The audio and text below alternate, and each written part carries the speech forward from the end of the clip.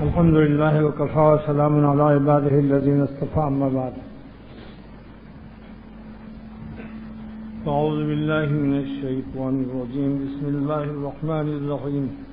الحمد لله رب العالمين الرحمن الرحيم مالك يوم الدين. إياك نعبد وإياك نستعين. اللہ سبحانہ وتعالیٰ نے قرآن پاک کی ابتدا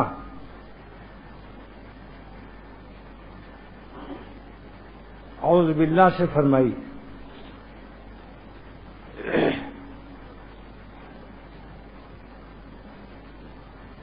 بات یہ ہے کہ قاعدہ کلیہ ہے کہ دفع ضرر مقدم ہے جلب منفعت پر. دفع مضرت مقدم ہے جلب منفعت پر. اس لیے کلمے میں لا الہ پہلے ہے. عود کی خوشبو لگانے سے پہلے پسینہ اور بدبو نکالنا فرض ہے. تو اللہ تعالیٰ کی لذت قرب کے لیے غیر اللہ سے طہارت اور پاکی ضروری ہے. اس لیے کلمے میں لا الہ پہلے ہے کہ غیر اللہ کو نکالو. نکالو یاد حسینوں کی دل سے اے مجذوب. نکالو یاد حسینوں کی دل سے اے مجذوب. خدا کا گھر پہ عشق بتا نہیں ہوتا. یہ قاعدہ کلیہ ہے. قرآن پاک میں بھی اللہ سبحانہ وتعالیٰ نے رؤوف کو مقدم فرمایا رحیم پر. حریص علیکم، میرا نبی تم پر حریص ہے، یعنی حریص علی ایمانکم و صلاح شانکم. تمہارے ایمان پر میرا نبی لالچی ہے، تمہارے جیب پر نہیں ہے. کیا عمدہ تفسیر کی علامہ آلوسی اور سید محمود بغدادی نے. حریص علیکم، میرا نبی تم پر لالچی ہے، لیکن لالچی تمہارے ریال کا نہیں ہے. حریص علیکم یعنی علی ایمانکم و صلاح شانکم، تمہارے ایمان اور اصلاح حال کا حریص ہے. اور رؤوف الرحیم بالمومنین ہے. وہ بالمومنین کی تقدیم بتاتی ہے کہ رافت اور رحمت صرف اپنے ایمان والے امتی کے لیے ہے، کافروں کے لیے نہیں ہے. بالمومنین کی تقدیم ہے. وہ بالمومنین رؤوف الرحیم. اور نبی ہمارا صلی اللہ تعالی وسلم مومن کے لیے رؤوف اور رحیم ہے. رافت کے معنی دفع ضرر کرتے ہیں اور رحیم کے معنی جلب منفعت کرتے ہیں. اور دفع مضرت چونکہ مقدم ہے اس لیے رؤوف کو اللہ تعالیٰ نے پہلے نازل فرمایا رحیم سے، کیونکہ رحمت جلب منفعت کا نام ہے اور رافت دفع مضرت کا نام ہے.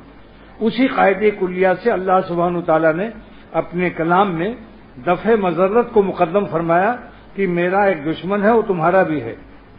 اس سے لائن کلیئر کرو پہلے. وہ ہے شیطان. لیکن شیطان جو ہے یہ ڈاگ ہے. ڈاگ DOG کتا ہے. اور کتا جب بھونکتا ہے تو اس کا علاج بھونکنا نہیں ہے، کتے کے مالک کو گھنٹی بجانا ہے. جب وہ جھانکے دروازے سے تو کہو سر ہم آپ کے بنگلے میں آنا چاہتے ہیں، یہ اپنے کتے کو ذرا خاموش کر دیجیے. اور جتنے بڑے لوگ ہوتے ہیں وہ فارنر کا کتا رکھتے ہیں، بھیڑیا نسل کا، بہت خوفناک. تو اللہ تعالیٰ سب سے بڑا ہے، اس کا کتا بھی تمام کتوں سے اکبر الکلاب ہے. دنیا میں جتنے کتے ہیں سب کتوں سے اللہ تعالیٰ کا کتا بڑا ہے، کیونکہ اللہ تعالیٰ بڑے ہیں، لہذا ان کا کتا بھی اکبر الکلاب ہے. ملا علی قاری محدث عظیم شرح مشکات میں لکھتے ہیں کہ اللہ تعالیٰ نے اعوذ باللہ کے نازل کر کے فرما دیا کہ جب تم دنیاوی بڑے لوگوں کے کتے کا مقابلہ نہیں کر سکتے ہو تو میرے کتے کا مقابلہ تم کیسے کر سکتے ہو. لہذا ہم سے پناہ مانگو، جس کا کتا اسی سے کہو کہ اپنے کتے کو خاموش کیجیے. اس لیے جن لوگوں نے وسوسوں کا جواب دیا، ایک وسوسے کا جواب دیا، شیطان نے دوسرا ڈال دیا، دوسرے کا دیا، تیسرا ڈال دیا، رات بھر وسوسے کا جواب دے رہے ہیں، کچھ دن کے بعد پاگل ہو گئے. شیطان کے وسوسوں کا جواب مت دو. حکیم الامت تھانوی رحمۃ اللہ علیہ نے قسم اٹھائی ہے کہ خدا کی قسم وسوسوں کا علاج عدم التفات، توجہ ہی نہ کرو. جیسے کتا بھوک رہا ہے، مسافر اپنا راستہ طے کر رہا ہے. اور معرومی نے فرمایا کہ چاند 14 تاریخ کا جب ہوتا ہے تو سارے گاؤں کے دیہات کے کتے رات بھر بھونکتے ہیں، ایک سیکنڈ آرام سے نہیں بیٹھتے۔ اب آپ کہیں کہ شہر کراچی کے کتے کیوں نہیں بھونکتے؟ بجلیوں کی روشنیوں سے چاند کا صحیح جمال کتوں کو نظر نہیں آتا، اور گاؤں میں چونکہ بجلی نہیں ہوتی اس لیے وہاں رات بھر بھونکتے ہیں۔ مگر مولانا رومی رحمۃ اللہ علیہ فرماتے ہیں کہ کتوں کے بھونکنے سے چاند اپنی رفتار میں ذرا بھی تبدیلی نہیں کرتا، اسی آب و تاب سے اسی روٹ سے چلتا ہے، اپنا روٹ بھی نہیں بدلتا۔ لہذا دین کے خادموں اور دینداروں اور اللہ اللہ کرنے والوں وسوسوں سے کبھی اس کا جواب ہی مت دو۔ جب جواب نہ دو گے تو یہ کتا خود ہی بھاگ جائے گا، اور جواب دو گے تو وہ سمجھے گا یہاں میری کچھ چائے پانی ملتی ہے، یہاں کچھ قدردانی ہے، تو اور زیادہ وسوسہ ڈالے گا۔ اس لیے ملا علی قاری رحمۃ اللہ علیہ فرماتے ہیں کہ اللہ تعالیٰ نے اپنے کتے سے، شیطان سے، اس کے وسوسوں سے اور اس کی دشمنی سے بچنے کے لیے اللہ نے نہیں فرمایا کہ تم براہ راست مقابلہ کرو۔ اعوذ باللہ، کہو کہ میں پناہ مانگتا ہوں اللہ کی مدد سے۔ کس سے؟ من الشیطان الرجیم، اس مردود کتے سے جو دربار سے گیٹ آؤٹ ہو کر دربار کے دروازے کھڑا ہوا ہے اور جو دربار میں داخل ہونا چاہتا ہے اس کو بھونکتا ہے۔ اب اللہ تعالیٰ نے اپنے دربار کے دروازے پہ کیوں اس کو رکھا؟ تاکہ اللہ تعالیٰ تک پہنچنے میں تھوڑی سی مشقت ہو۔ مشقت کے بعد جو چیز ملتی ہے اس میں لذت زیادہ آتی ہے۔ تو اللہ نے اپنی راہ کو لذیذ بنانے کے لیے اور پیار میں لذت ڈالنے کے لیے اس دشمن کو پیدا کر دیا، مگر اس کا علاج ہی بتا دیا کہ تم دشمن سے مت بات کرنا۔ دشمن بات کرنے کے لیے ہوتا ہی نہیں، ناقابل گفتگو ہوتا ہے۔ بات تو دوستی سے کرو، میں تمہارا ولی ہوں، دوست ہوں، مولا ہوں، مجھ سے کہو اعوذ باللہ، اللہ میں تیری پناہ چاہتا ہوں اس خبیث کتے سے، من الشیطان الرجیم جو مردود ہے۔ مردود سے بات کرنا بھی مناسب نہیں، مقبولوں سے بات کرو۔ جو مردود ہے مردود سے گفتگو میں مت کرو، کیوں یہ وسوسہ ڈالتا ہے؟ اس کے وسوسے کا جواب بھی نہ دو۔ مردود ناقابل التفات، ناقابل جواب ہوتا ہے، ناقابل گفتگو ہوتا ہے۔ تو اللہ تعالیٰ جزا خیر دے، ملا علی قاری رحمۃ اللہ علیہ فرماتے ہیں کہ شیطان کی مثال فإن الشیطان کالواقف علی الباب، شیطان کی مثال مثل اس کتے کے ہے جو دروازوں پر کھڑا رہتا ہے۔ لہذا اس کی طرف توجہ مت دو، اپنے مولا سے کہو اعوذ باللہ من الشیطان الرجیم، اے میرے مولا میں اس مردود سے کیا کرتے ہو؟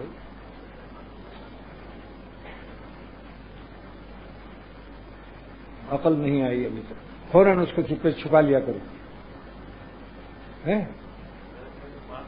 لاؤ دیکھیں کیا بات، موٹر ووٹر کا ہے کوئی؟ اچھا، یہ ایک پرچہ آیا ہے کہ دوران نماز اکثر لوگ امام کی تکبیر کہنے سے پہلے ہی سجدے میں چلے جاتے ہیں، بتاؤ گناہ ہے یا نہیں؟ جب امام کہے اللہ اکبر تب جاؤ، امام کے پیچھے پیچھے چلو، امام کے معنی آگے اور تم امام بن رہے ہو۔ مقتدی کے معنی پیچھے چلنے والا، امام کے معنی آگے۔ لیکن امام سجدے میں نہیں، ابھی کھڑا ہی ہوا اور سجدے میں پہنچ گئے، لہذا آئندہ سے یاد رکھیے، ہم لوگوں کی رہنمائی فرمائیں، ٹھیک ہے؟ تو جب وسوسہ آئے اللہ تعالیٰ کی طرف رجوع ہو جاؤ۔ اور حاجی امداد اللہ صاحب رحمۃ اللہ علیہ نے وسوسوں کا ایک علاج اور فرمایا، جب خیالات کا ہجوم ہو تو یہ کہو کہ وارے میرے اللہ، آپ نے کیسا دل بنایا کہ چھوٹے سے دل میں سمندر بھی گھسا آ رہا ہے، دریا بھی گھسا آ رہا ہے، سارے کلکتہ بمبئی سارے شہر بھی چلے آ رہے ہیں، یہ چھوٹے سے دل میں سارے عالم کے خیالات موج لے رہے ہیں موجزن۔ تو شیطان وہاں سے بھاگے گا، کیونکہ شیطان دیکھے گا کہ یہ عجیب سالک سمجھدار عقل مند ہے کہ میرے وسوسوں کو اور ہجوم خیالات کو، ازدحام خیالات کو معرفت کا ذریعہ بنا لیا، یہ تو اور اللہ سے قریب ہو گیا۔ میرا ہتھ کنڈا سب بیکار گیا. یہ تو اللہ کا معرفت لے رہا ہے کہ بارے میرے اللہ کیا شان ہے آپ کی کہ چھوٹے سے دل میں خیالات کا سمندر گھسا آ رہا ہے. کیسا دل بنایا آپ نے؟ تو فرمایا کہ شیطان پھر بھاگے گا, کہے گا اس نے تو میرے وسوسوں کو ذریعے معرفت بنا لیا, جو غم دیا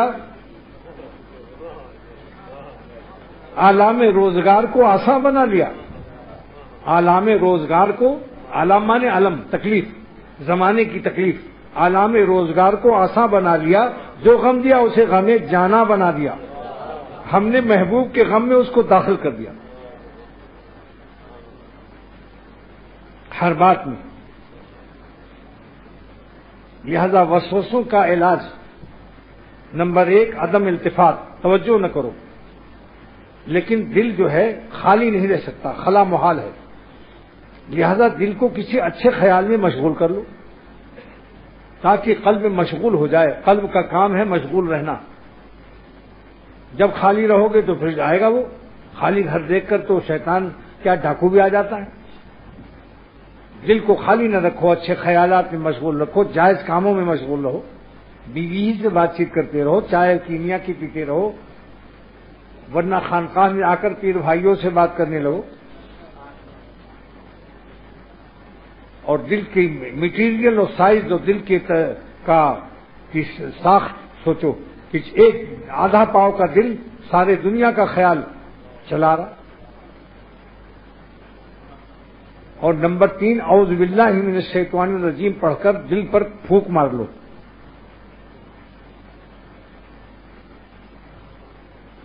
اور وسوسے کو دفع نہ کرنے کی کوشش کرو. بجلی کا ننگا تار ہے شیطان کا وسوسہ. بزرگوں نے فرمایا کہ بجلی کا ننگا تار ہے, اگر اس کو پکڑو گے تو بھی جھٹکا مارے گا, اگر دھکا دو گے نہ آئے تو بھی مارے گا.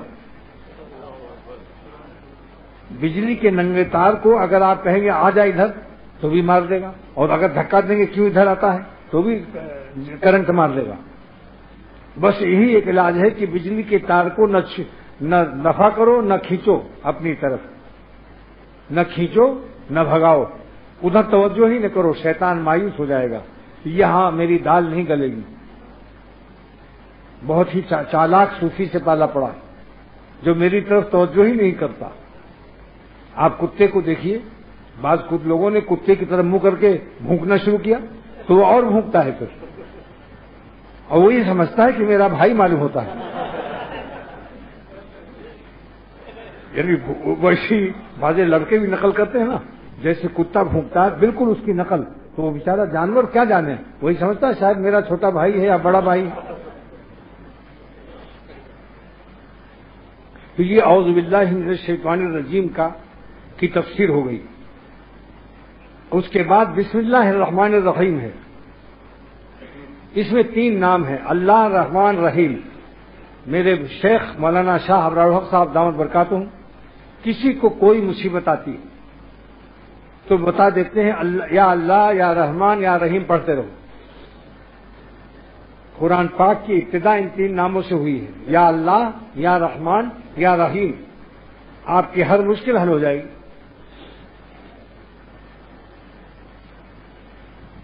اللہ تعالی کا نام اس میں ذات ہے, وہ رحمان اور رحیم اس کی صفت ہے.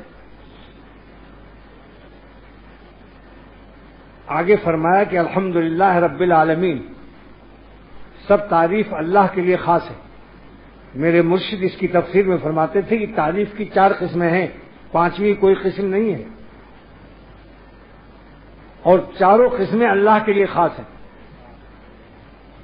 اللہ بندے کی تعریف کرے, کہیے ایک. اللہ تعالیٰ اپنے کسی بندے کی تعریف فرمائے, کہیے ایک. بندہ اللہ کی تعریف کرے, 2. بندہ بندے کی تعریف کرے, 3. اللہ تعالیٰ خود اپنی تعریف فرمائے, 4. یہ چاروں قسمیں اللہ کے لیے خاص ہیں.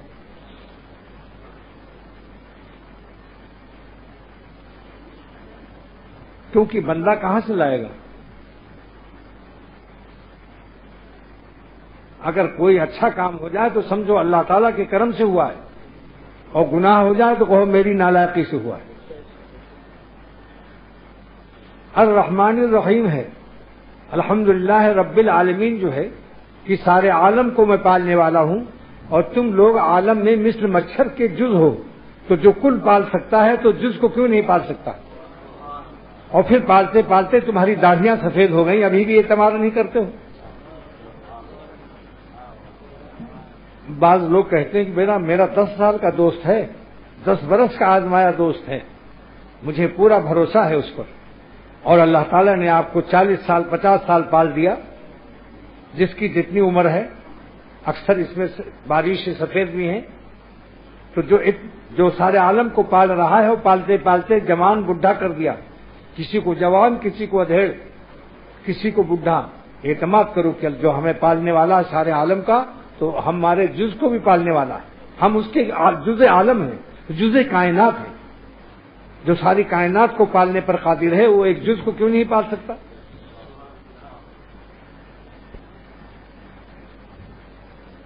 لہذا شیطان تنگ دستی سے ڈراتا ہے کہ کہیں ہم یا ہمارے گھر والے بھوکے نہ مر جائیں۔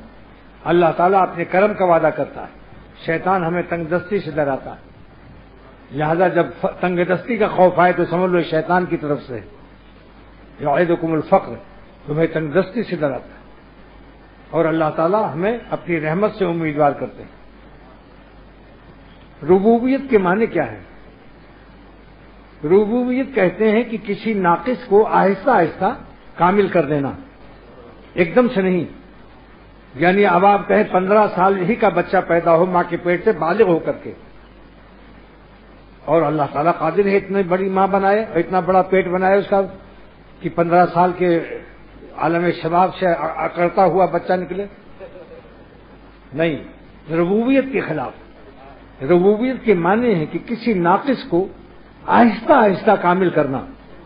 جو لوگ کسی اللہ والے سے تعلق کرتے ہیں، پہلے ہی دن میں کہتے ہیں ارے آج ہم گئے مگر بایزید بستانی تو نہیں ہوئی، نہ بابا فرید بن کے آئے، کیا فائدہ ہوا؟ آہستہ آہستہ تربیت ہوگی۔ جس میں 15 سال میں بالغ ہوگا تو روح کے اندر بھی بالغ ہونے میں کچھ زمانہ لگے گا، لگے لپٹے رہو، جیسے وہاں اماں کا دودھ پیتے رہتے ہو، شیخ کا دودھ روحانی پیتے رہو، آنا جانا رکھو، ایک دن انشاءاللہ تعالی روحانی نسبت قائم ہو جائے گی۔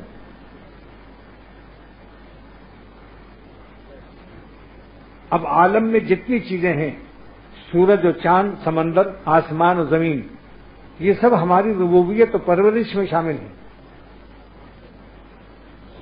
بارش، موسم، سردی، گرمی، برسات، ان سب میں ہماری ربوبیت کے اگر کبھی کوئی غم و پریشانی نہ آئے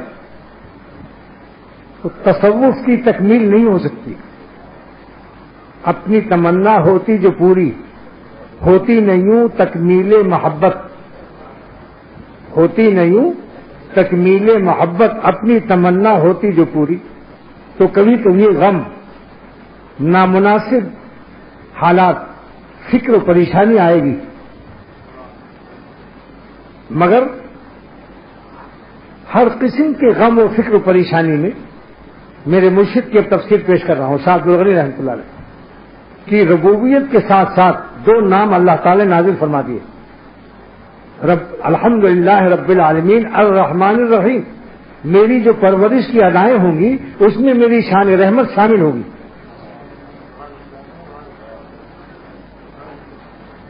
ہر ادائے تربیت میں ادائے رحمت اور رحمانیت شامل ہوگی۔ رحمان اور رحیم بھی ہے۔ رحمان اور رحیم میں کیا فرق ہے؟ علامہ علوسی اور سید محمود بغدادی فرماتے ہیں کہ رحمان کی صفت میں کبھی کبھی تکلیف بھی آتی ہے، جیسے آپریشن کرنا ہے، گردے کی پتھری نکالی جا رہی، رحمت نہیں، پتھری نکل جائے گی، مگر پیٹ بھی تو پھڑوانا پڑ رہا ہے۔ لہذا رحمان کی رحمت کبھی ممزوج بالعلم ہوتی ہے، یعنی تکلیف کی آمیزش ہوتی ہے، اور رحیم وہ رحمت ہے جس میں کبھی کوئی تکلیف نہ ہو۔ اس لیے جنت میں چونکہ کوئی تکلیف نہیں ہوگی تو اللہ تعالیٰ نے رحمان کی صفت کو نہیں نازل فرمایا اہل جنت کے لیے، فرمایا نزلا من غفور الرحیم، یہ مہمانی کے طور پر کھاؤ، مزدوری نہیں ہے، یہ مزدوری نہیں ہے۔ مزدوری تو تم نے 80 سال کیا تھا، 70 سال کیا تھا، 60 برس کیا تھا روزہ نماز، مگر جنت ہمیشہ کے لیے دے رہے ہیں، کیونکہ تمہاری نیت تھی کہ جب تک زندہ رہیں گے باوفا رہیں گے، لہذا نیت کے اعتبار سے خلود فی الجنت ہے کہ مومن کو اگر 1 کروڑ سال کی زندگی ملے تو نماز روزہ جاری رکھے گا، اور کافر کو 1 کروڑ سال زندگی ملے تو 1 کروڑ سال وہ کفر کرتا رہے گا. تو باعتبار نیت کے جنت کو ہمیشہ دیا مومن کو، اور کافر کو کافر کو دوزخ ہمیشہ کے لیے دیا باعتبار نیت. تو نزلا من غفور الرحیم، اللہ نے صفت رحمان نازل نہیں کیا. جنت میں علم نہیں ہے، تکلیف نہیں، ہر وقت راحت خوشیاں ہیں، لیکن وہاں کی خوشیوں کی لذت انہی کو ملے گی یہاں غم اٹھا چکے ہیں.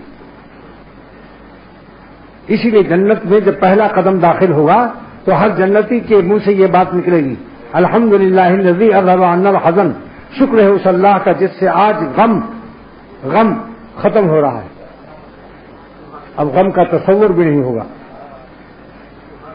لیکن دنیا میں صفت رحمان کا بھی ظہور رہے گا، اس لیے کبھی کبھی کوئی تکلیف بھی آئے گی، جس میں راز کیا ہے؟ ایک کانٹا بھی جو یہاں چبھے گا، ایک کانٹا بھی اللہ تعالیٰ اس کا معاوضہ قیامت کے دن ادا فرمائیں گے. مولانا زکریا صاحب رحمۃ اللہ علیہ شیخ الحدیث نے لکھا ہے کہ جب جنت میں تکلیفوں پر معاوضہ، فکر و غم و پریشانی، الجھن، ذہنی تشویش پر معاوضے ملیں گے تو بعض لوگ کہیں گے کاش میری کھالوں کو قینچی سے کاٹا گیا ہوتا، کیا خبر تھی کہ اتنا معاوضہ ملے گا. لیکن بلا مانگنا جائز نہیں ہے، یہ بھی سنت کے خلاف ہے. صلی العفو والعافیہ، آپ نے اپنی چچا حضرت عباس رضی اللہ تعالیٰ عنہ سے فرمایا کہ اے میرے چچا عافیت مانگا کرو اللہ تعالیٰ سے. جب انہوں نے درخواست کی تھی کہ علمنی شیئن ادعو بہ، مجھے کچھ سکھا دیجیے، تو فرمایا صلی العفو والعافیہ، بخاری شریف کی حدیث ہے، عافیت مانگو، معافی مانگو. تو عافیت نعمت چھوڑ کر بلا مانگنا جائز نہیں. اس لیے حضرت منصور رحمت اللہ علیہ سے ایک کوتاہی ہو گئی کہ درخت کا سایہ موجود تھا مگر دھوپ میں نفل پڑ رہے تھے. ایک صاحب نسبت بزرگ نے فرمایا کہ یہ شخص کسی بلا میں مبتلا ہونے والا ہے کہ سایہ چھوڑ کر دھوپ میں نماز پڑھ کر بلا کو اختیار کر رہا ہے، جبکہ عافیت کی جگہ موجود ہے.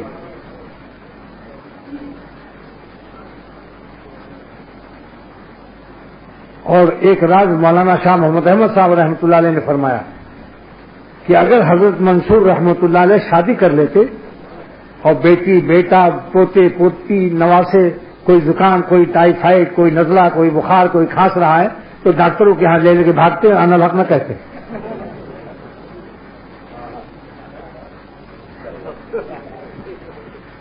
یہ تعلقات میں اللہ نے سنت کی زندگی میں تعلقات رکھا ہے،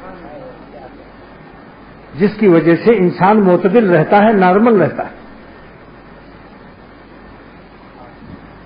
اور میرے شیخ نے جواب دیا تھا کہ دیکھیے اگر کوئی شخص بادام زیادہ کھا لے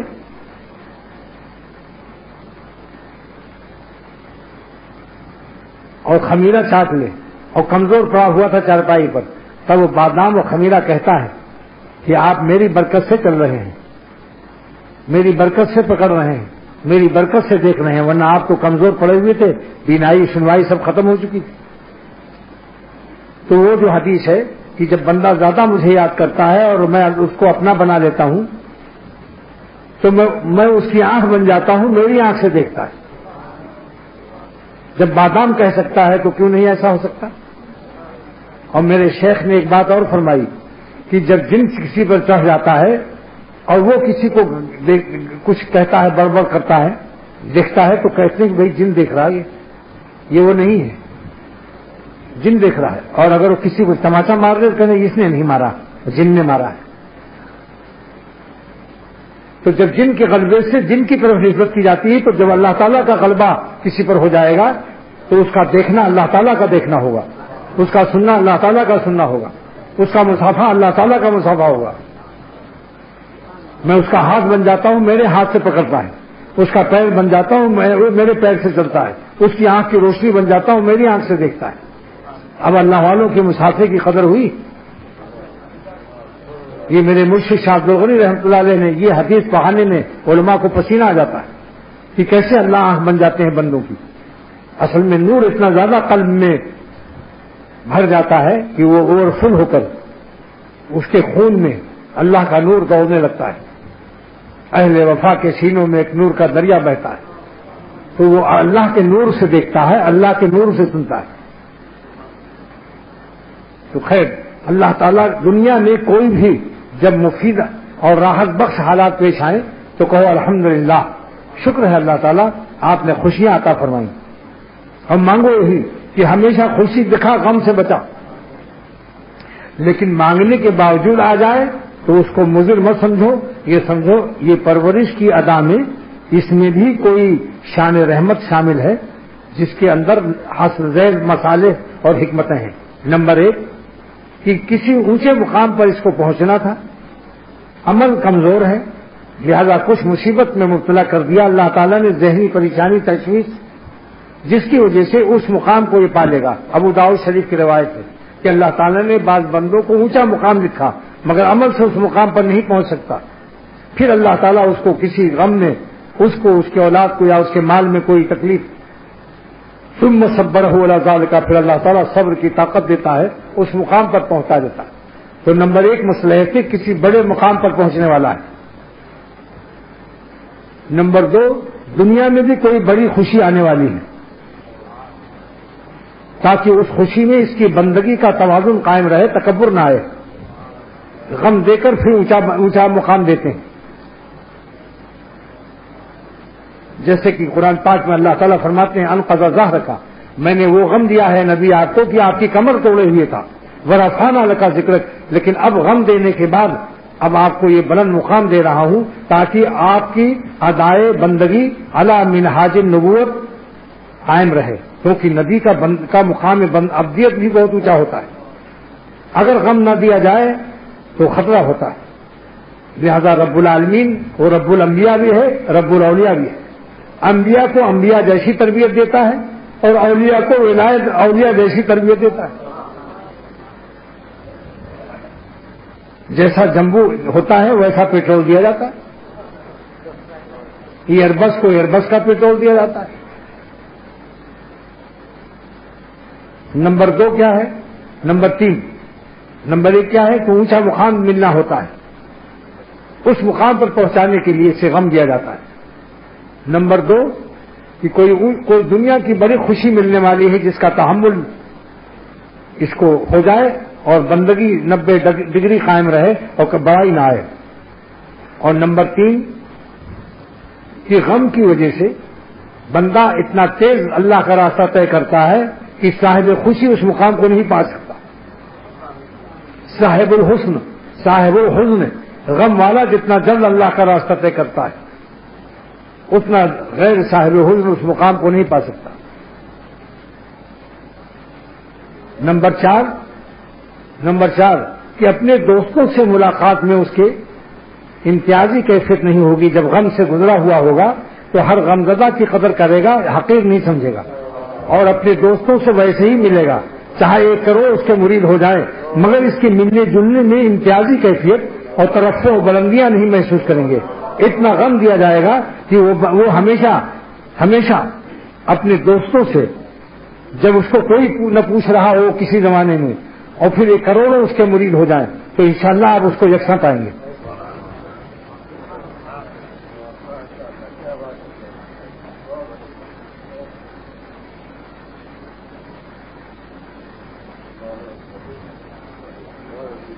اور شریعت کے احکام میں بھی غم دینے کے اسباب موجود ہیں کہ اگر کسی کو غم نہ نظر آئے آپ کو تب آپ اس کو حقیر مت سمجھیں کہ اسے تو کوئی غم نہیں آیا تو یہ ترقیات سے کیسے اس کو ملیں گے. نظر بچانے کا بھی تو غم ہے. کہیے صاحب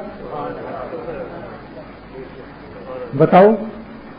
حسین یہاں تک کہ جن کی داڑھیاں بھی نکلی ہیں ان سے بھی بچو. وہ عورتیں جو بڈھیاں بھی ہو گئی ہیں مگر آثار قدیمہ سے بھی بچو, نظر مت ڈالو ان پر. میرا ایک شعر ہے, حسن کے ترسے ہوئے اور عشق کے مارے ہوئے مست ہو جاتے ہیں آثار قدیمہ دیکھ کر. لہذا میں نے دوستوں سے کہا کہ عمر رسیدہ بھی عمر رسیدہ بھی آپ کے لیے دیدہ اور چشیدہ نہ ہو، نہ رسیدہ ہو. ہر ایک سے نظر بچاؤ، لڑکوں سے بھی لڑکیوں سے بھی. لڑکوں کے بعد ایسے ہیں کہ عمر بھی زیادہ ہے، داڑھی آئی ہلکی آئی. قاعدہ کلیہ ہے کہ جو آپ کے 90 ڈگری کی بندگی کو ایک آشاریہ نقصان پہنچا دے اس سے اپنے ففروا بھاگو اس سے. ایک آشاریہ بھی جو نقصان برداشت کرتا ہے یہ ظالم اللہ تعالیٰ کا قدرداں، اللہ کے قرب کا قدرداں نہیں ہے. اللہ کا عاشق سچا وہ ہے جو اپنے زاویے قائمہ 90 ڈگری ابدیت و بندگی کو ایک آشاریہ نقصان پہنچنے نہ دے. اگر پہنچ جائے تو رو گا کر دے، آہوزاری اشکباری کر کے پھر اپنی سوئی قطب نما کی 90 ڈگری پر لے آئے. ورنہ زندگی بھر تڑپتی رہے گی وہ سوئی جو 90 ڈگری قطب شمالی کی طرف نہیں ہوگی. کبھی قطب نما کی سوئی کو آپ چین سے نہیں پائیں گے، تڑپتی رہے گی. اور جب قطب شمالی کی طرف اس کو 90 ڈگری کر دیں گے تو سکون پا جائے، ایک دم خاموش. تو اگر دل کا سکون چاہتے ہو تو غیر اللہ سے فرار بھاگو اور 90 ڈگری اپنے اللہ کی طرف متوجہ کرو قلب کو، تو انشاءاللہ سکون سے رہو گے اور دوسروں کے لیے سکون کا ذریعہ بنو گے. تو اللہ تعالیٰ کی پرورش کی جتنی بھی ادائیں ہیں کبھی مایوسی نہ ہو کہ بھائی کیا بتاؤیں، بھائی کیا بتاؤیں، کیا کہیں، بس ہمیں ہماری لیے سب مصیبتیں آتی. دل کبھی چھوٹا مت کرو، سمجھو کہ اس ادائے ربوبیت میں شان رحمانیت اور رحیمیت بھی ہے. اور اللہ تعالیٰ ہم سب کو شان رحیمیت کا مظہر بنائے. علامہ آلوسی نے تفسیر روح المانی میں یہی دعا مانگی کہ وہ شان رحیمیت کی شان رحمت دیجیے جو کبھی ممزوج بالعلم اور تکلیف سے نہیں آمیزش کھاتی. لیکن جب تکلیف آ جائے مانگو نہیں، مانگو تو عافیت، لیکن تکلیف آ جائے تو دل چھوٹا بھی نہ کرو.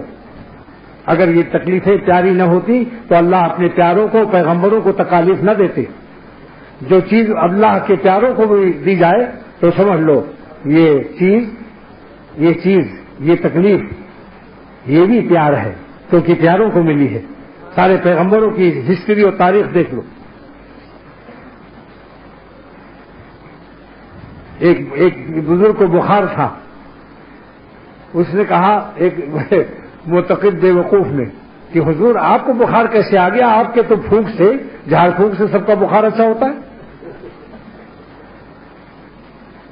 فرمایا کہ الحمدللہ کہ در بخار گرفتار ہستم، شکر ہے کہ میں بخار میں مبتلا ہوں، ولیکن در معصیت مبتلا نہ ہستم، مگر میں کسی گناہ میں مبتلا نہیں ہوں، اپنے مولا کو راضی کیے ہوئے ہوں. اور جتنی مصلحت میں نے بتائی ایک مصلحت اور بھی یاد آئی. دیکھو وزن دیکھو، میری نثر بھی شاعری ہے. جتنی مصلحت میں نے بتائی ایک مصلحت اور یاد آئی. وہ کیا ہے کہ کسی بڑی مصیبت سے بچانے کے لیے یہ چھوٹی مصیبت آ گئی.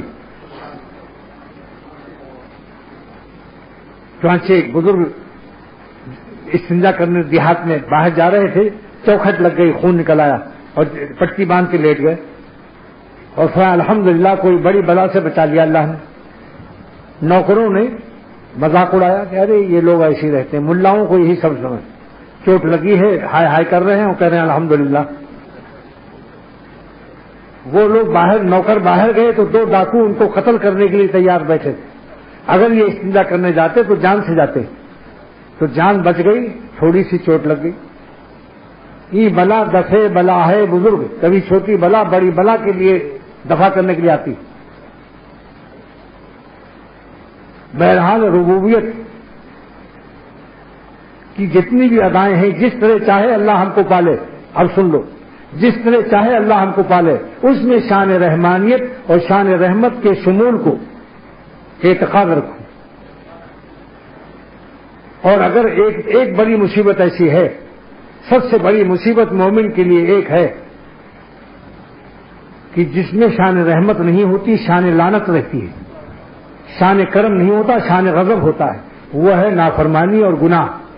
ایک چیز سے بچ جاؤ پھر کوئی فکر نہ کرو کبھی کہ اللہ تعالیٰ کو ایک لمحہ ناراض نہ کرو. اگر کبھی صدور خطا ہو تو توبہ استغفار سے صاحب عطا ہو جاؤ. مگر افسوس ہے کہ بعض لوگ اشک باری نہ کرنے سے سمجھتے ہیں کہ میرا دل سخت ہے تو میں کیوں اشک باری کروں. ان کے لیے حکم ہے کہ چہرہ بھی بنا لو رونے والوں کا سا. اور مالک یوم الدین کہہ کے یہ بتا دیا کہ میں قیامت کے دن تابع قوانین نہیں رہوں گا. میں قیامت کے دن کا مالک ہوں. جو عمل سے نہیں بخشا جائے گا تو میں شاہی رحم سے معاف کر دوں گا. میں قاضی اور جج کی حیثیت سے قیامت کے دن فیصلہ نہیں کروں گا, مالک ہونے کی حیثیت سے فیصلہ کروں گا. سپریم کورٹ کا بھی جج تابع قوانین سلطنت ہوتا ہے. اللہ تعالیٰ نے مالک فرما کر یہ بتا دیا کہ میں قوانین کا پابند نہیں رہوں گا. جس کو چاہوں گا اپنے مراحم خسروانہ اور شاہی رحم سے معاف کر دوں گا. بس ایمان ہونا چاہیے.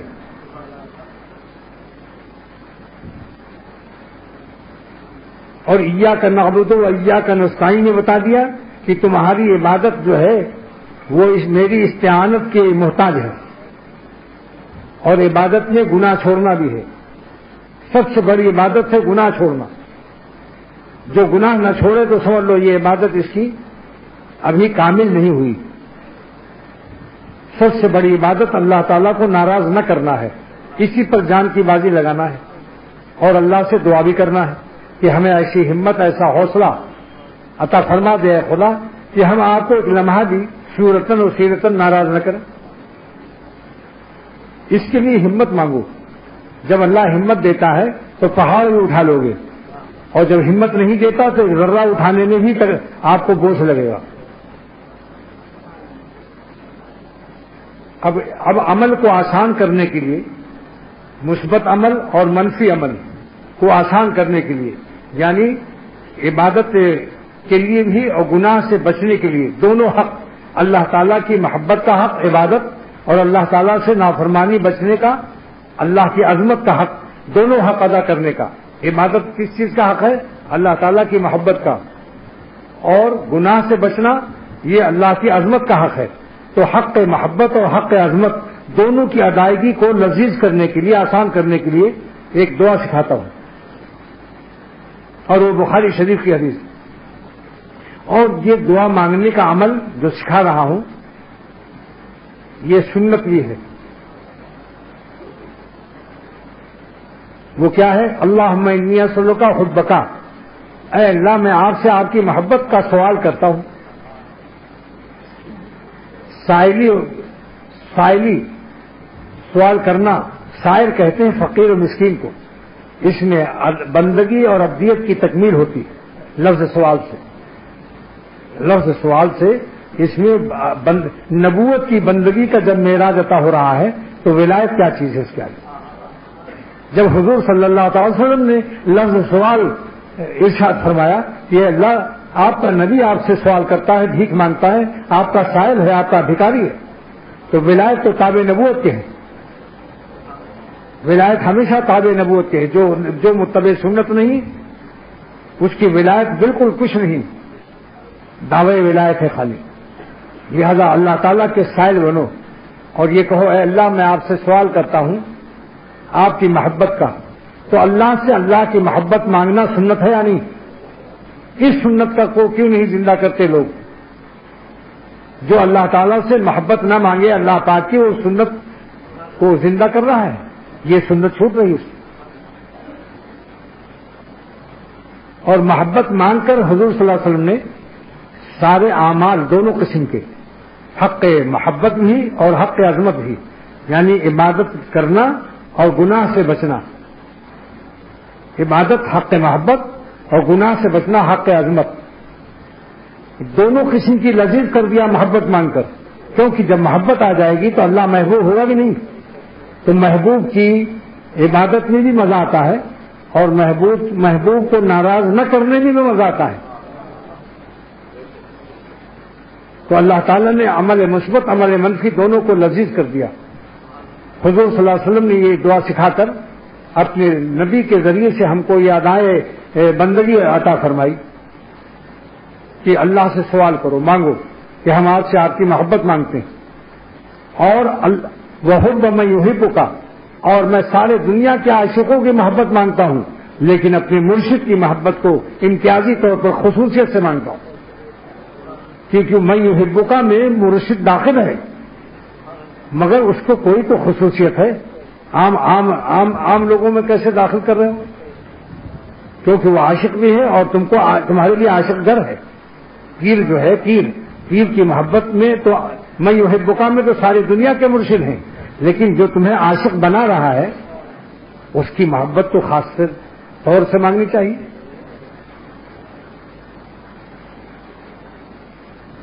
وہ حب عملی یبلغنی حبک، اور ان اعمال کی بھی محبت دے دیجیے اے خدا جس سے آپ کی محبت میں اضافہ ہوتا ہے۔ اللہ کی محبت میں، اللہ والوں کی محبت میں بیچ میں اللہ والوں کی محبت کا مضمون کیوں بیان کیا؟ علامہ سید سلیمان ندوی فرماتے ہیں رحمۃ اللہ علیہ کہ اللہ والوں کی محبت اگر مل جائے تو اللہ کی محبت بھی مل جائے گی اور اعمال محبت کی بھی توفیق ہو جائے گی۔ یہ بیچ میں کنیکشن ہے، یہ رابطہ ہے، رابطہ ہمیشہ بیچ میں ہوتا ہے، جیسے دو کاغذ کے درمیان میں گوند۔ اگلی لائن میں محبت کی مقدار بتائی، یہ بھی احسان ہے سرور عالم صلی اللہ تعالی علیہ وسلم کا کہ مانگو مگر مانگنے کی مقدار بھی مانگو۔ کوئی اگر بادشاہ سے مانگنے جائے اور اس کا مزاج شناس کوئی وزیر پیارا ہو تو وہ بتا دے گا دیکھو اتنا مانگنا مگر اتنا مانگنا اور ایسے مانگنا۔ تو حضور صلی اللہ تعالی وسلم نے مانگنا بھی سکھایا، اور کیسے مانگو گے؟ ایسے مانگنا۔ کیسے مانگو گے؟ ایسے مانگنا، الفاظ تک، لیکن مقدار محبت کیا ہو اس کی مقدار بھی کہ اللہ مجل حبک حب الی من نفسی، اللہ اتنی محبت دے دے کہ ہم آپ کو اپنی جان سے زیادہ چاہیں۔ واللہ کہتا ہوں، اب سنو، درد دل سے کہتا ہوں کہ دنیا میں جتنے گناہ ہوتے ہیں سب کا مزہ جان اور روح اینکتی ہے، نفس اینکتا ہے، اپنا دل خوش کرنا ہوتا ہے۔ اگر جان سے زیادہ اللہ پیارا ہوگا تو اللہ کو ناراض کر کے اپنی جان کو آپ خوشی نہیں لا سکتے ہو۔ جو اپنی جان خوش کرتا ہے گناہ سے، یہ ظالم اپنی جان سے زیادہ محبت کرتا ہے اور اللہ تعالیٰ سے کمتر محبت کرتا ہے۔ تو سرور عالم صلی اللہ تعالی وسلم نے اپنی جان سے زیادہ محبت کی مقدار کا حکم دے کر کہ ایسے مانگو، اللہم اجعل حبک احب الی من نفسی، اے اللہ مجھے میری جان سے زیادہ اپنی محبت دے دے۔ تو آپ نے یہ مضمون سکھا کر ہمیں متقی بنایا ہے، کیونکہ گناہ کر کے تم اپنی جان میں جو حرام مزہ حاصل کر رہے ہو، جب اللہ تم کو تمہاری جان سے زیادہ پیارا ہوگا تو کوئی ظالم پھر اللہ کو ناراض نہیں کر سکتا۔ تو اللہ تعالیٰ نے ہمیں اپنے نبی کے ذریعے سے اپنی دوستی کا ایک عجیب و غریب آسان طریقہ بتا دیا کہ تم ہم سے اتنی محبت مانگو، اور یہ مانگنا میرا نبی سکھا رہا ہے۔ جو نبی سکھاتا ہے اصل میں اللہ سکھاتا ہے، نبی واسطہ اور ذریعہ ہے، نبی تو ذریعہ ہے، اللہ کی تربیت کا ذریعہ ہے۔ رب العالمین تو وہ رب الابدان بھی ہے، رب الارواح بھی ہے۔ لہذا یاد رکھیے اختر کی اس آواز درد دل کو، جس دن اور جس گھڑی اور جس سیکنڈ میں اور جس سانس میں آپ کو یہ دعا قبول ہو جائے اور اللہ کی محبت ہماری جان سے زیادہ داخل ہو جائے تو صورتاً اور سیرتاً سر سے پیر تک اللہ تعالیٰ کے پورے باوفا ہو جاؤ گے، اور یہ شعر کہو گے نہیں ہوں کسی کا تو کیوں ہوں کسی کا، انہی کا ہوا جا رہا۔ اگلی مضمون یہ ہے کہ ومن اہلی، مجھے اپنے بال بچوں سے بھی زیادہ اپنی محبت اللہ دے دیجیے۔ ایسا نہ ہو کہ ہم اپنی بیوی بچوں کو، اہل وعیال کو خوش کرنے کے لیے آپ کو ناراض کرنے کی احمقانہ پیش رفت نہ کر لیں۔ دیکھو اردو کیسی اردو ہے بتاؤ، ماشاء اللہ، کہ اہل وعیال سے محبت اپنی ہمارے دل میں بڑھا دے، تاکہ ایسا نہ ہو کہ ہم اپنے اہل وعیال کی محبت میں آپ کو ناراض کرنے کی جرات مندانہ قدم اور پیش رفت نہ ہو جائے۔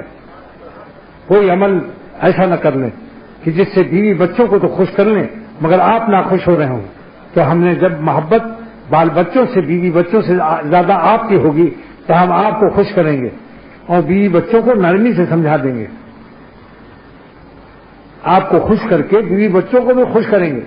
اس کا کیا طریقہ ہے کہ اگر بلی پلاسٹک کی لایا ہے بچہ جنرل اسٹور سے خرید کے تماشا مار کے مت چھینو، اس سے عمدہ ریل گاڑی اس کے ہاتھ میں پکڑا کر اس کو چھین لو اور کہہ دو کہ یہ 2 روپے کی بلی ہے اور یہ 50 روپے کی ریل لایا ہوں۔ نعم البدل کو دیکھ کے توبہ کرے گا میر، بڑھیا والی پلاؤ تو گھٹیا والی خود چھوٹ جائے گی۔ اس لیے اللہ والے گنہگاروں کو حقیر نہیں سمجھتے، وہ بڑھیا والی ان کو بڑھیا والی کا عادی بناتے ہیں۔ جب بڑھیا والی منہ کو لگ جائے گی تو گھٹیا شراب لگے گی نہیں۔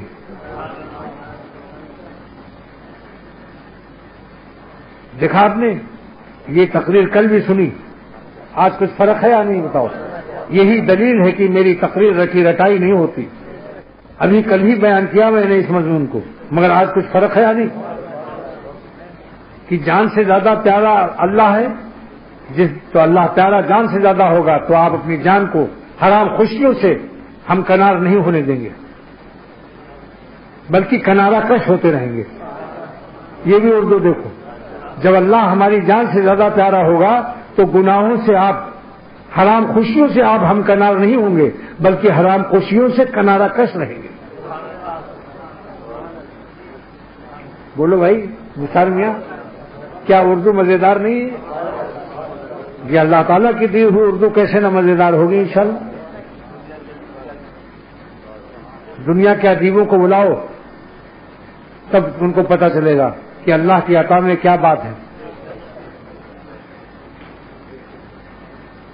اور جب اہل و عیال سے اللہ زیادہ پیارا ہوگا تو اہل و عیال کو خوش کر کے آپ اللہ تعالیٰ کو ناخوش کرنے کی کبھی پیش قدمی نہیں کر سکتے، لیکن حکیمانہ طور پر بال بچوں کو بھی خوش رکھنا ہے۔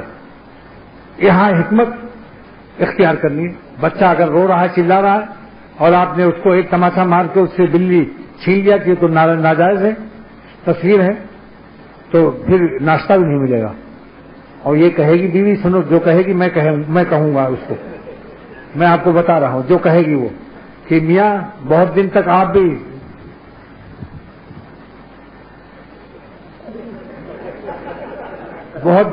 بھی گل چھرے اڑا رہے تھے تبلیغ میں لگ کر یا خانقاہ سے، اب بہت متقی ہو گئے، جب بچہ آپ کے برابر ہوگا تو یہ بھی متقی ہو جائے گا۔ اس لیے اس کو اتنا نہ رلاؤ کہ ماں کانپنے لگے اور ناشتے کے بجائے رونے لگے اور جا کے لیٹ جائے چادر اوڑھ کے، اور آپ کو ناشتہ خود پکانا پڑے یا وہاں جا کر دفتر میں کینٹین سے مانگنا پڑے گا کینٹین سے منگانا پڑے گا۔ حکیمانہ میں نے اپنے بزرگوں سے سیکھا۔ ایک ایسا شخص جو ہمارے بزرگوں سے بدگمان تھا مگر میرے شیخ سے بیعت ہو گیا، اس نے پوچھا کہ میں عہد نامہ، درود لکھی، درود تاج پڑھتا ہوں اور دعائے گنج و درش پڑھتا ہوں۔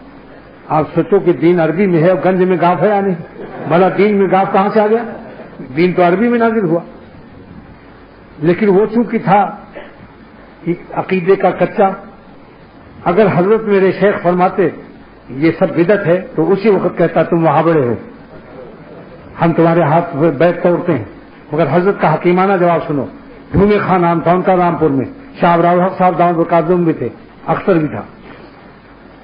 حضرت نے فرمایا دھومے خان تم تو میرے ساتھ کبڈی کھیلے ہوئے ہو، کشتی بھی لڑتے تھے، بچپن کے دوست ہو، یہ بتاؤ ایک سوال کرتا ہوں کہ علماء دین اگر بنا کر کوئی وظیفہ دیں وہ زیادہ افضل ہے یا حضور صلی اللہ تعالی علیہ وسلم کوئی وظیفہ بنا کر دیں؟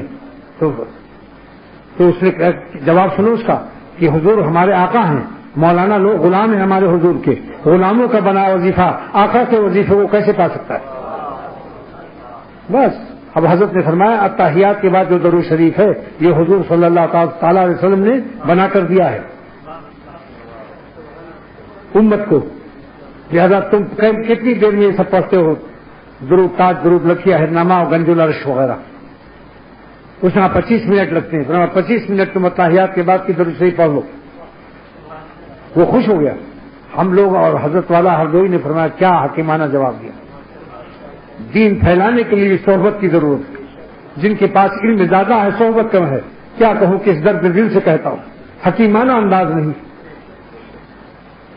دین میں مضبوطی ہو مگر انداز حکیمانہ ہو، جیسے کہ حضرت تھانی رحمۃ اللہ علیہ فرماتے ہیں مضبوط تو اتنے رہو کہ ہاتھی بھی توڑا نہ سکے، ریشم کا رسہ رہو، ریشم کی رسی رہو، ریشم کی، ہاتھی باندھ دو تو ہاتھی توڑا نہیں سکتا، مگر اتنی ملائم ہوتی ہے ریشم کی رسی کی چاہو تو جیب میں رکھ لو۔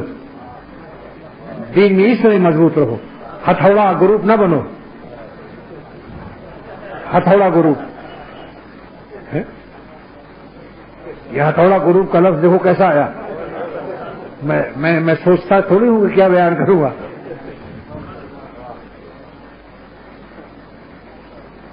ہر چیز میں حکیمانہ پوچھو، مشورہ کرو، اپنے اپنے شیخ و مرشد سے پوچھو کہ کیسے کیا کریں۔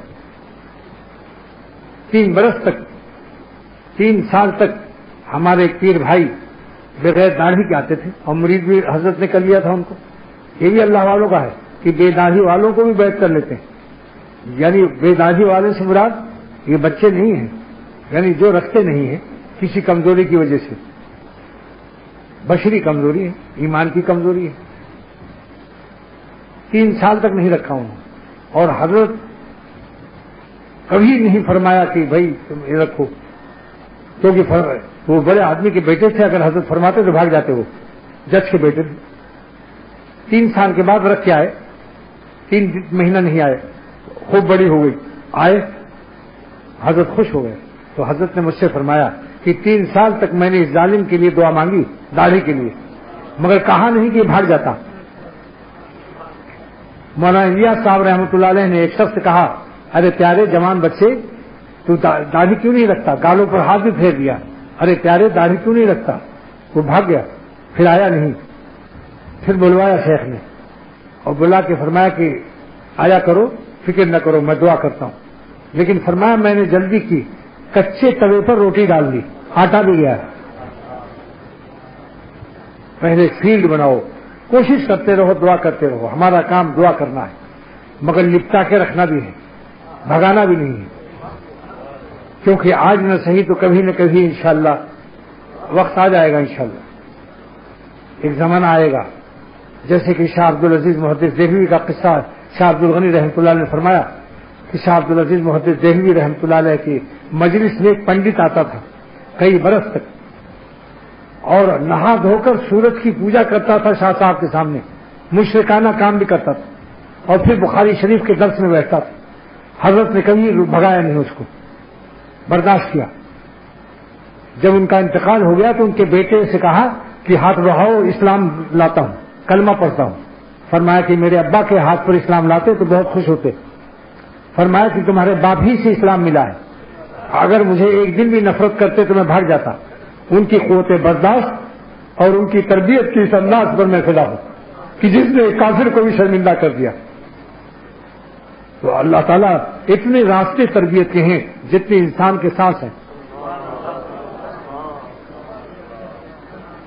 جتنے انسان کے سانس ہیں اتنے راستے تربیت کے ہیں۔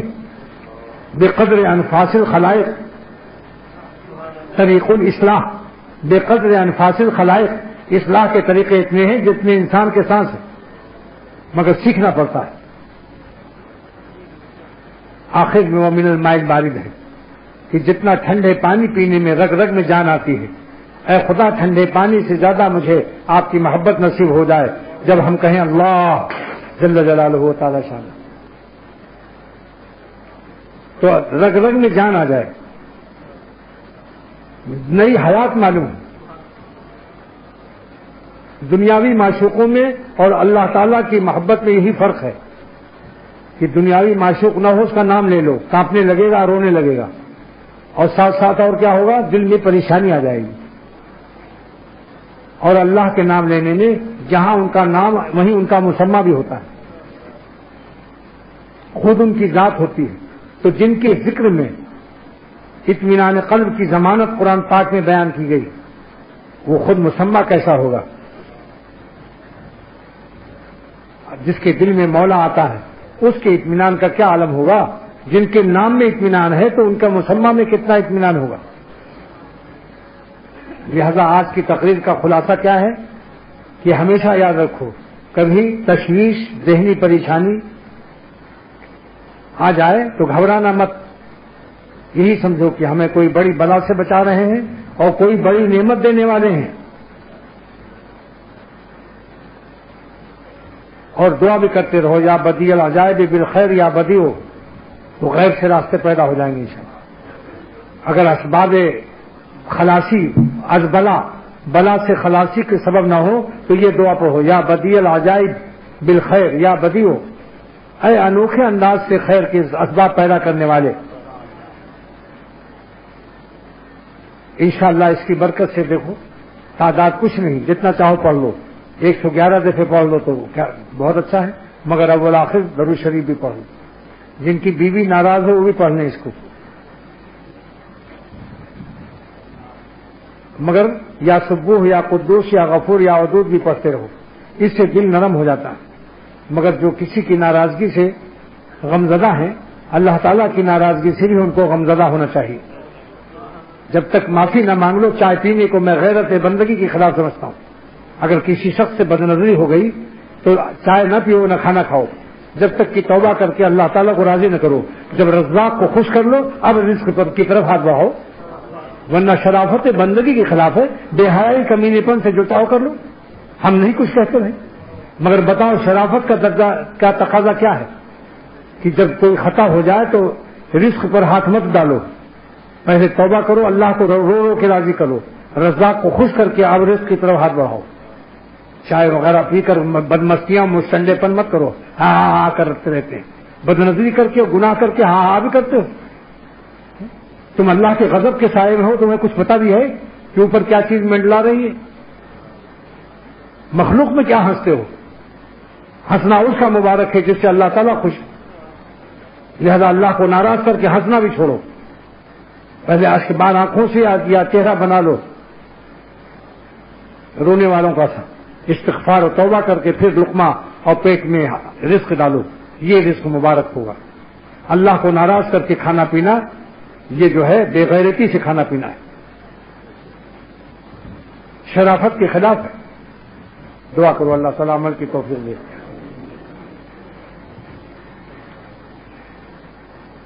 اس بحریہ کا ایک جہاز ہوائی جہاز گر گیا ہے جس میں ہمارے ایک مرید تھے، وہ بھی شہید ہو گئے ہیں، وحید ریحان نام ہے ان کا۔ دعا کرو اللہ ان کی شہادت، سب کی شہادت قبول فرمائے۔ دارالعلوم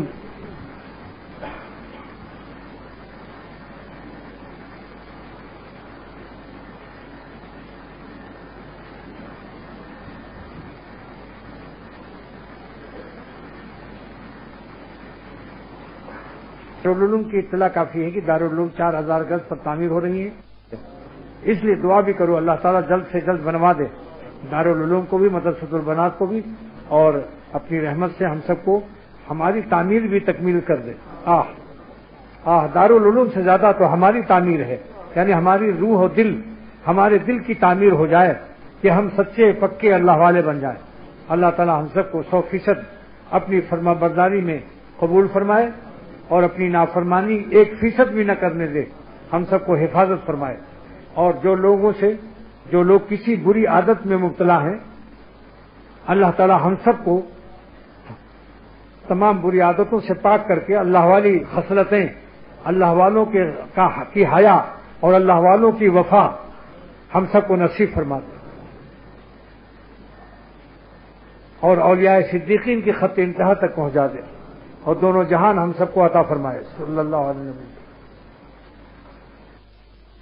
نبی کی نظر کا اثر دیکھ لیجئے، نبی کی نظر کا، نبی کی نظر کا اثر دیکھ لیجئے، جو پتھر تھے ان کو گوہر دیکھ لیجئے، جو پتھر تھے ان کو گوہر دیکھ لیجئے، نبی کی نظر کا اثر دیکھ لیجئے، نبی کی نظر کا اثر دیکھ لیجئے، جو پتھر تھے ان کو گوہر دیکھ لیجئے۔ رضی اللہ تعالیٰ عنہ۔ یعنی پتھر موتی ہو گئے، پتھر کیا ہو گئے؟ موتی۔ سبحان اللہ، صحابہ کرام، ماشاء اللہ۔ نہ پھر کوئی بھائے گا نظروں میں اپنی، نہ پھر کوئی بھائے گا نظروں میں اپنی، محمد کی جانب اگر دیکھ لیجئے صلی اللہ، محمد کی جانب اگر دیکھ لیجئے، نہ پھر کوئی بھائے گا نظروں میں اپنی، محمد کی جانب